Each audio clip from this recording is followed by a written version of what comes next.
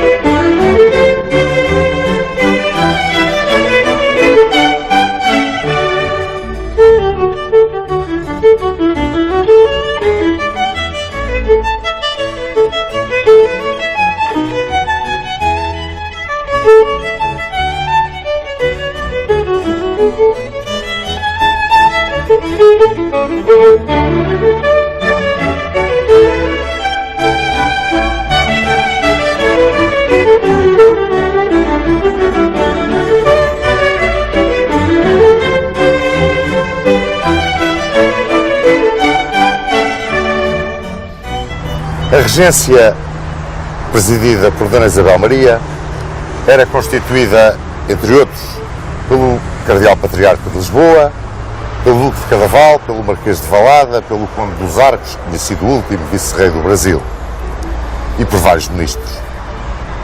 E a primeira coisa que fez, logicamente, dentro da legitimidade da sucessão ao trono, foi mandar uma missão ao Rio de Janeiro cumprimentar Dom Pedro como rei legítimo de Portugal. Porque ele era o primogênito.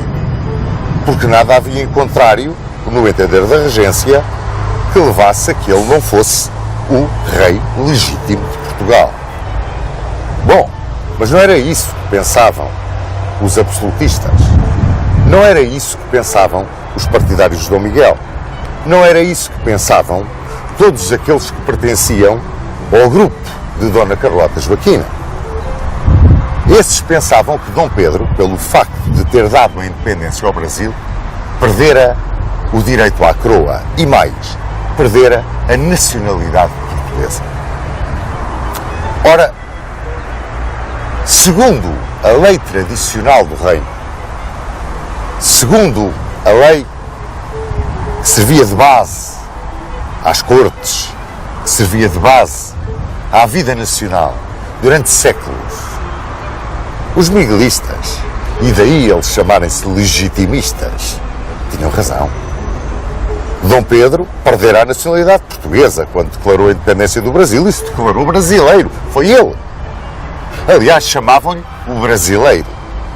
E, portanto, se ele não podia ser o rei de Portugal, quem podia ser o rei de Portugal era quem estava na linha de sucessão. Era o irmão, o infante Dom Miguel. Bom, mas a possibilidade do infante Dom Miguel ser rei não agradava nem aos liberais, fossem eles radicais, fossem eles moderados, nem a uma larga faixa da sociedade portuguesa que se lembravam da influência que sobre ele tinha Dona Carlota Joaquina e das atitudes que Dom Miguel tinha tomado a quando da Abrilhada e que o tinham levado ao exílio, como muito bem se lembra. Mas, de qualquer maneira, as coisas... Houve um momento em que parecia que se iam compor, porque Dom Pedro, logo que soube da morte do pai, otorgou uma carta constitucional à nação portuguesa, 29 de abril de 1826, substituindo a Constituição de 1822 e, praticamente ao mesmo tempo, 3 dias depois, abdicou na sua filha Dona Maria da Glória, que passava a ser Dona Maria II, Rainha de Portugal. E Dom Pedro abdicava porque não podia ser ao mesmo tempo Imperador do Brasil e Rei de Portugal. Isto, primeiro, porque não fazia sentido. Segundo, porque os portugueses também não queriam. Porque isto era sinal de que a corte e o trono voltavam para o Brasil e Portugal não queria isso. Já lhe tinha chegado de 1808 a 1807, aliás, a 1821. Portanto, os portugueses não queriam isso de maneira nenhuma. Ora, mas para que esta abdicação fosse válida, Dom Pedro fazia uma exigência. Primeiro, que a nação jurasse a Carta Constitucional. E segundo, que Dom Miguel casasse com Dona Maria II e jurasse também a Carta Constitucional, ficando com a regência do reino durante a minoridade da rainha e depois seguindo o processo normal. Dom Miguel tinha então 24 anos e Dona Maria II tinha 7 anos. Ora, a Carta Constitucional que foi apresentada à nação portuguesa diferia profundamente da Constituição de 1822. Segundo diz o professor Armando Saraiva, por exemplo,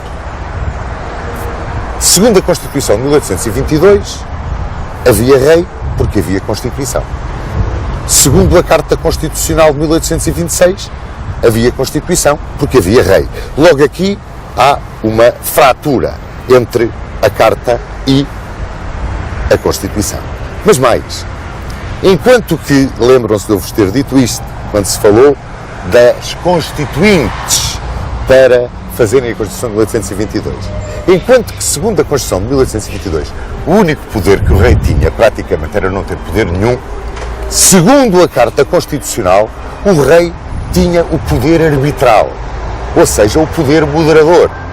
O rei podia, além disso, adiar, dissolver, corrigir a Câmara, ou as câmaras, já vamos ver porquê, e não era, de forma nenhuma, obrigado praticamente a promulgar tudo aquilo que o Parlamento legislava. Não, o rei podia não aceitar a legislação. Além disso, o rei podia nomear e demitir os ministros, independentemente do voto de confiança do Parlamento. Mas mais, segundo a Carta, o Parlamento tinha 2 câmaras. Uma Câmara eleita, a Câmara dos Deputados, e a outra nomeada pelo rei, vitalícia, hereditária e sem número fixo. Portanto, estão a ver que há 2 linhas perfeitamente diferentes de orientação dentro do liberalismo na sua base. O liberalismo vintista e o liberalismo cartista.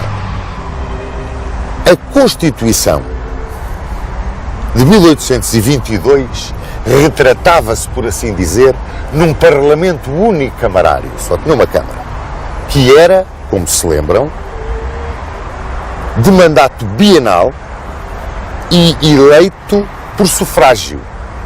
Sufrágio onde não tinham lugar os analfabetos, as mulheres e os frades. Portanto, o universo dos eleitores era muito relativo. Num Portugal que era praticamente analfabeto, que estava completamente na mão da Igreja, onde os frades proliferavam. Estão a ver, portanto, que havia um divórcio, quer do liberalismo constitucionalista, digamos, quer do liberalismo cartista, relativamente à grande massa da nação portuguesa.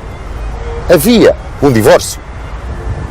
Ora, esse divórcio era aproveitado pelos absolutistas, que se chamavam assim, como vos disse, os legitimistas, que tinham um grande apoio, o apoio da Igreja. O apoio da Igreja era fundamental, precisamente porque a maçonaria e o anticlericalismo que presidiram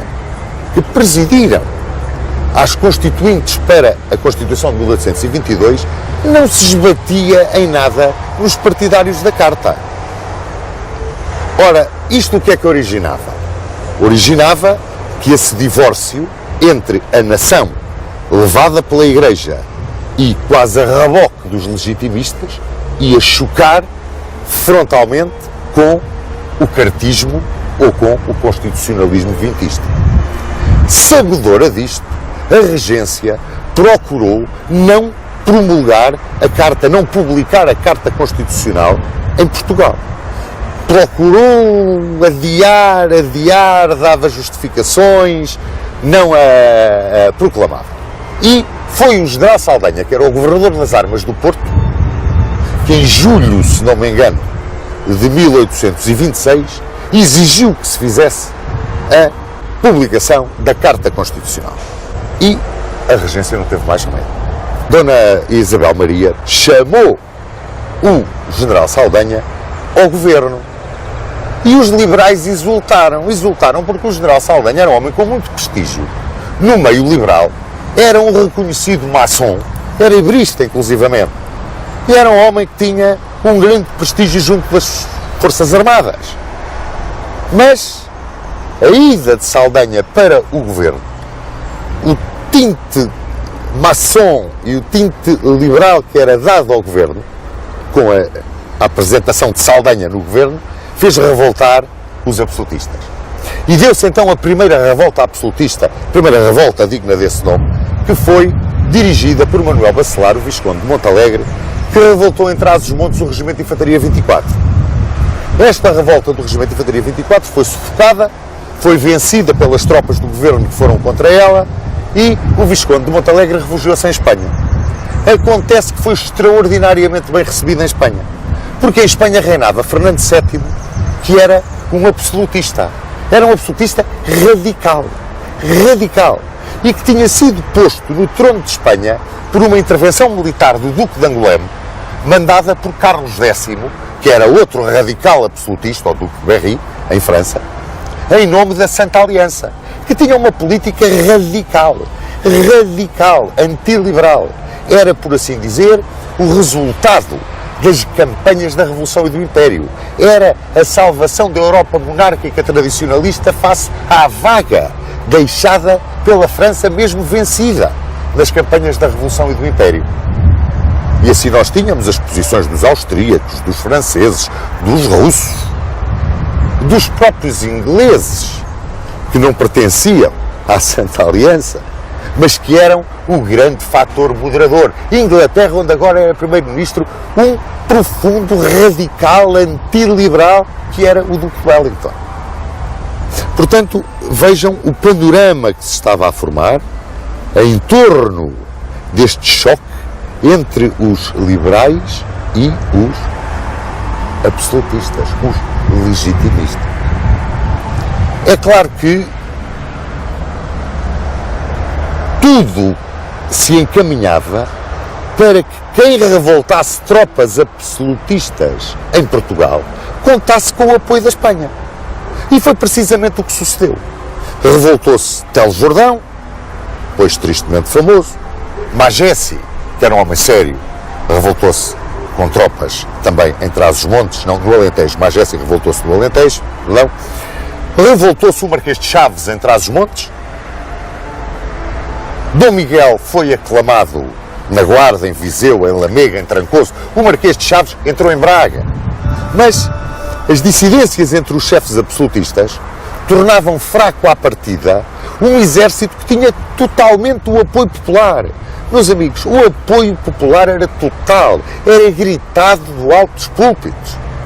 Os clérigos, os frades, os padres, todos gritavam que os liberais eram os enviados do diabo, eram os jacobinos, eram os alunos dos franceses que tinham esbandalhado o país todo, porque é o termo.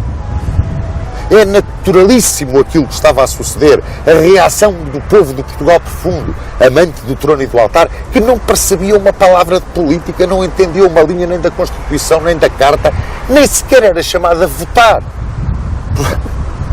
para o Parlamento. Portanto, este divórcio era a coisa mais natural. O contrário é que seria de estranhar. Mas os generais absolutistas não aproveitaram nesta primeira tentativa a que os liberais chamam contra-revolucionária de 1827, não aproveitaram o mundo onde viviam e não se entendiam uns com os outros. E isso permitiu ao exército mandado pelo governo, comandado pelo Duque da Terceira, futuro Duque da Terceira, então o Conde de Vila Flor, do António José de Noronha, acabar com esta tentativa dos absolutistas. Ora bem, mas apesar disso, correu o boato imediatamente, e aliás, boato, a própria Dona Isabel Maria o declarou em cortes, que Dom Miguel aceitava a imposição de Dom Pedro. Portanto, todo o plano de sucessão no trono e que era do agrado da Inglaterra e da Áustria era aceito por Dom Miguel. E que todo o processo estava em curso, que Dom Miguel jurava a carta, que Dom Miguel já tinha inclusivamente feito um contrato nupcial com a sobrinha e que, portanto, o país iria rapidamente acalmar. Claro que não acalmou nada, porque isto era uma solução que não convinha a ninguém. Porque os absolutistas o que queriam era Dom Miguel no trono. Dom Miguel, rei absoluto, não era o marido de Dona Maria II com uma carta constitucional pelo meio. Não. Os absolutistas o que queriam era só isso. Dom Miguel no trono. E eram empurrados, incentivados por Dona Carlota Joaquina, a quem os liberais chamavam, havia uns que lhe chamavam a megera de Queluz e outros que lhe chamavam a megera do Ramalhão. O Ramalhão, onde nós estamos, a Quinta do Ramalhão, onde ela esteve presa porque não quis jurar a Constituição à chegada do Brasil. Era uma mulher valentíssima. Ela podia ter as ideias que quisesse, aliás. Aquela família dela tinha essas ideias perfeitamente marcadas. Não há dúvida nenhuma, ela era irmã de Fernando VII. E a educação foi a mesma. Mas era uma mulher valentíssima. Era uma mulher de uma coragem extraordinária. E quando dizia não, era não. E foi não à Constituição do princípio ao fim.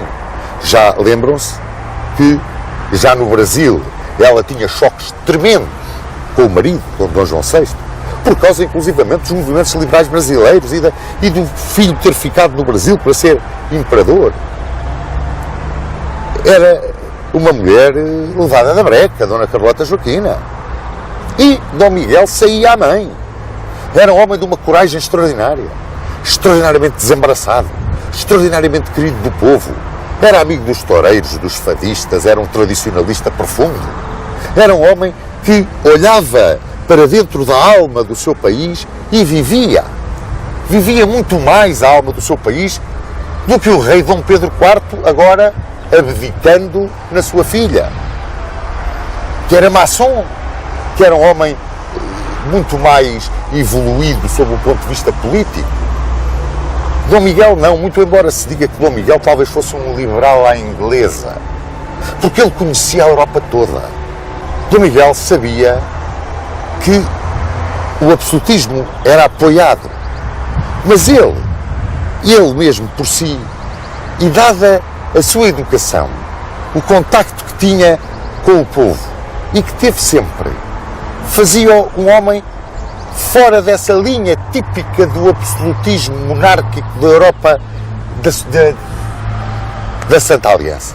Não era a mesma coisa, muito embora tivesse sido grandemente ajudado por eles. Mas essa Europa da Santa Aliança, inclusivamente dentro de Portugal, fazia tremer a situação. Porque Quando se soube que Dom Miguel aceitava e casava com Dona Maria II e jurava a Carta Constitucional, os liberais entraram em pânico, porque eles também sabiam disto e sabiam que a Santa Aliança ia apoiar Dom Miguel para ele destruir a Carta Constitucional e destruir a causa liberal em Portugal. E com mais medo ficaram quando a Áustria de Metternich e a Inglaterra de Wellington combinaram trazer Dom Miguel de volta a Portugal. E antes que Dom Miguel voltasse, o embaixador inglês conseguiu levar o governo a demitir o general Saldanha. É engraçado, o general Saldanha foi demitido. Foi para a casa dele na Junqueira. E sabem o que é que sucedeu? Uma manifestação popular ao general Saldanha. Chamaram-lhe a archotada. Foram saudá-lo à luz dos archotes na noite em que ele foi demitido. E quem é que estava envolvido na archotada? Que o conde de Vila Flor desfez a manifestação dizendo: varram-me essa canalha. Pois olhem, havia desde padres completamente miguelistas, a povo do mais profundo de Portugal, a liberais convictos, até vintistas lá estavam. Portanto, isto só prova que o povo português não sabia muito bem o que é que queria. Não percebia nada do mundo da política. Esse mundo da política, onde agora chegava Dom Miguel, que estava absolutamente crente e absolutamente determinado a governar de acordo com aquilo que tinha prometido. Só que ele não sabia, era o país onde ia chegar. Ele não sabia a forma como ia ser recebido. Ele foi recebido em delírio, em delírio. Praticamente na história de Portugal, nenhum chefe de Estado foi tão aclamado como Dom Miguel. Quando ele chegou a bordo da Pérola, da fragata Pérola, chegou a Lisboa dia 28 de janeiro de 1828 e não foi levado para jurar a carta. Desviaram-no do juramento da carta. Ora, Dom Miguel, quando depois jurou a carta já com o povo na rua, aos gritos: viva Dom Miguel, rei absoluto. E diziam que o Duque de Cadaval, quando lhe deu a carta a jurar, não lhe tinha dado a carta, tinha-lhe dado um volume dos burros de José Agostinho Macedo, que era o grande publicista do miguelismo, o apóstolo literário do miguelismo. E por isso os liberais chamavam aos legitimistas os burros. Dom Miguel, quando chegou ao poder, a primeira coisa que fez foi mudar o governo. Mudou o governo e quem é que ele levou para o governo? A grande desgraça da vida dele como político e como rei. José António de Oliveira Leite de Barros, o quarto conde de Basto. Já temos falado demais nesta criatura que foi, por assim dizer, o homem que com o seu ódio, a sua crueldade, muitas vezes até a sua leviandade de atuação, conduziu a causa legitimista à derrocada em Portugal. Ele e Telo Jordão. Mas também tinha homens de bem a trabalharem com ele. O Duque de Cadaval, o Visconde de Santarém, que era uma sumidade, era um homem de uma honestidade e de uma força moral e de uns princípios éticos extraordinários, que se arrepiava com o Conde de Basto e com Telo Jordão e com aqueles loucos todos por ali andavam. Mas, para terem uma ideia do ódio que estava lançado em Portugal, logo nessa altura, em 1828, é no princípio de 1828, quando os Lentes de Coimbra quiseram vir cumprimentar Dom Miguel a Lisboa, saudá-lo pela sua chegada a Portugal, vindo do exílio, os estudantes de uma sociedade secreta chamada os Divodignos emboscaram os Lentes porque vinham saudar o absolutista, o reacionário Dom Miguel. Emboscaram os Lentes no sítio do Cartuchinha à saída de Coimbra e mataram. Pura e simplesmente. Tinha-se chegado a este extremo. É claro que os estudantes, na sua maioria, foram presos e enforcados, quase todos.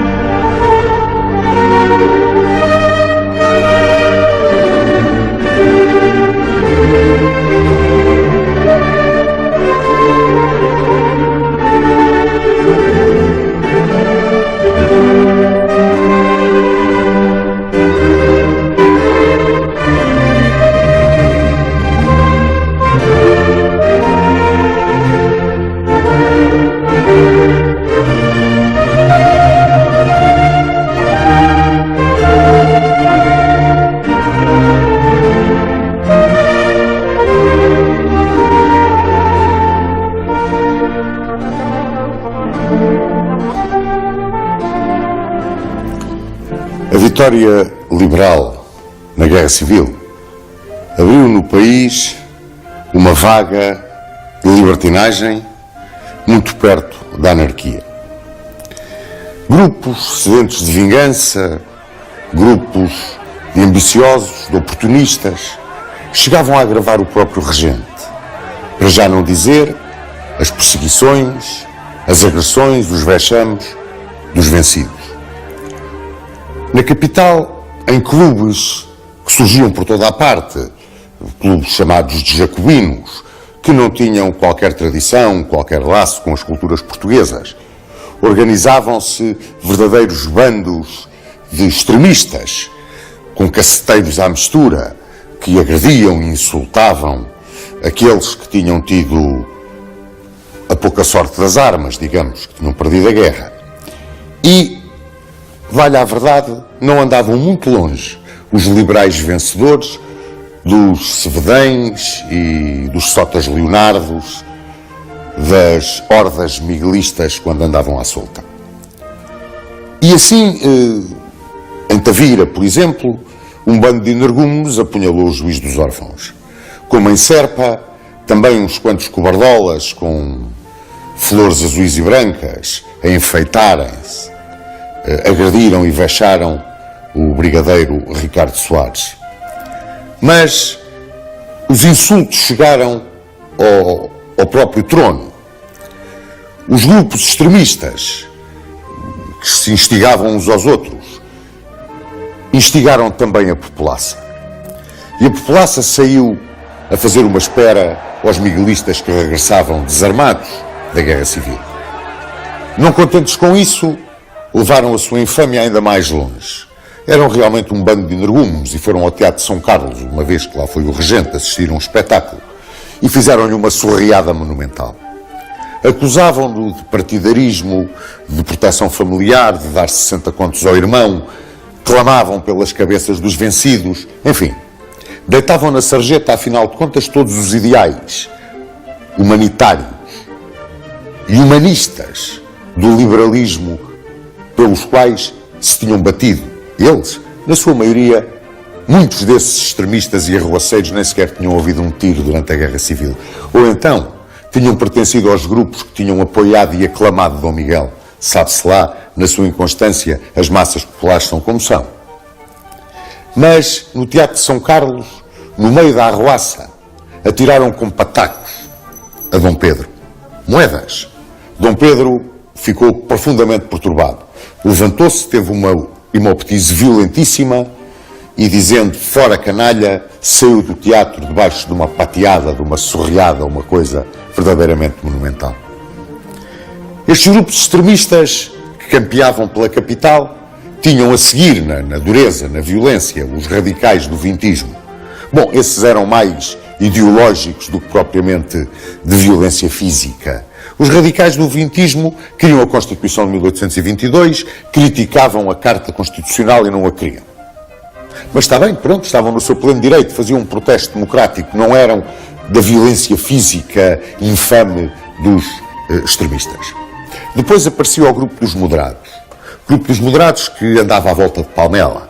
E era um grupo que reunia os apoiantes da Carta Constitucional e que queria abrir uma participação na vida política aos miguelistas, o que fazia com que fossem odiados pelos extremistas e altamente criticados pelos radicais do vintismo. Depois apareceu um grupo mais tradicionalista. Esse grupo mais tradicionalista via nos militares a salvação da pátria, como se os militares fossem capazes, e a única entidade capaz de pôr nos eixos, de pôr ordem na verdadeira balbúrdia em que andava a vida nacional. Acontece que os militares estavam infiltrados pelos partidos políticos, pelos grupos políticos, e degladiavam-se também entre si, e afinal de contas acabavam por não ser garante de coisa nenhuma. Também eles estavam eivados da loucura que se apossou de Portugal depois da vitória da Guerra Civil. Havia entre os militares três que se destacavam. Saldanha era uma espécie de chefe carismático, muito embora os mais esclarecidos sabiam das suas ligações maçónicas e iberistas e não confiavam muito nele. Terceira era, por assim dizer, uma figura respeitadíssima, mas era impenetrável. Ninguém sabia o que Terceira pensava. E Sá da Bandeira, esse era o ídolo das tropas.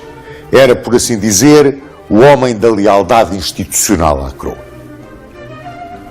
E assim, nesta verdadeira anarquia, Portugal era quase que uma nau sem governo, naqueles tempos que seguiram imediatamente à Guerra Civil.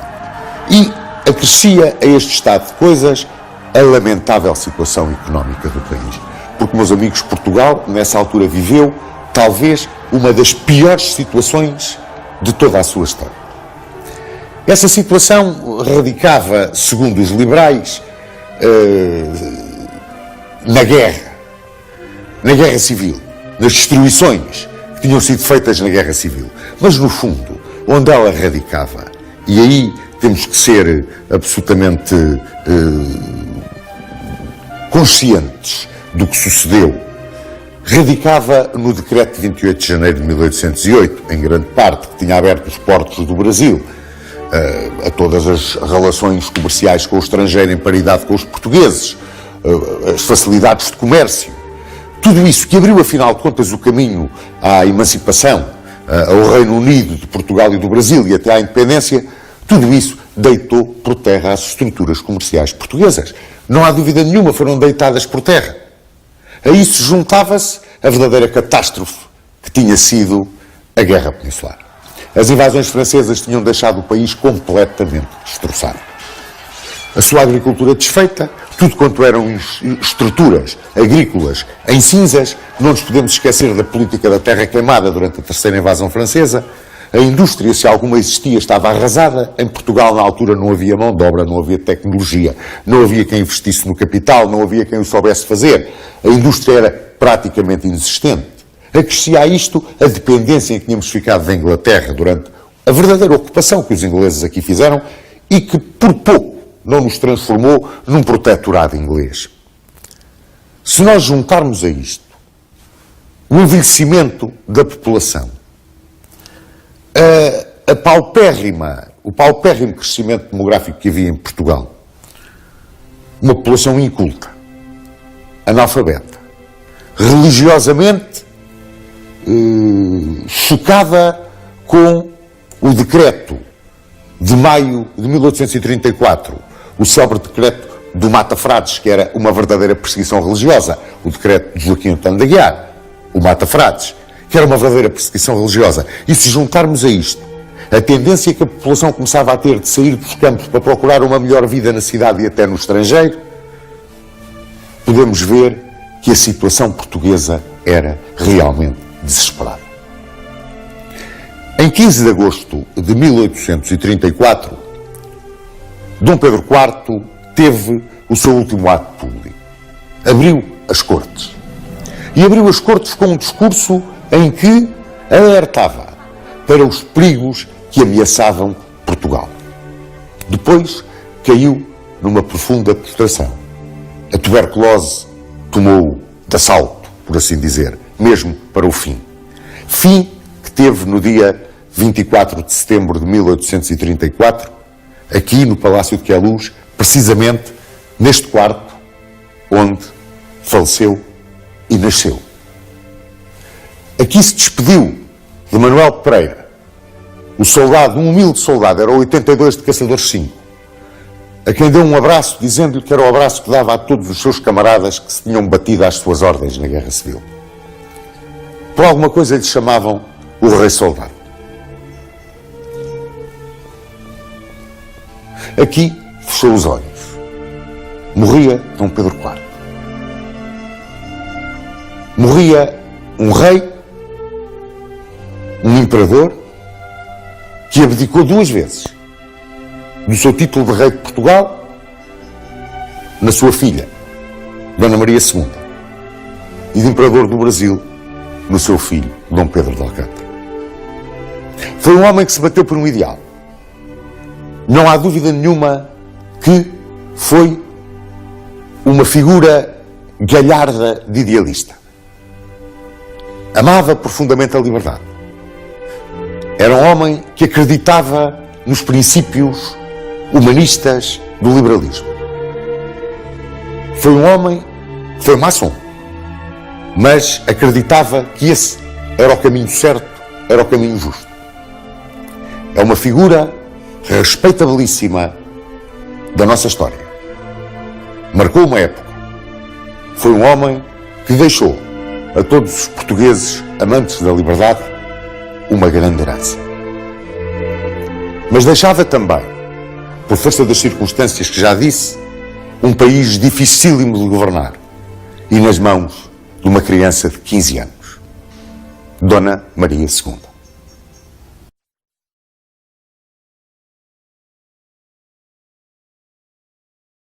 Chegou a vez do reinado mais curto e mais polémico da história de Portugal.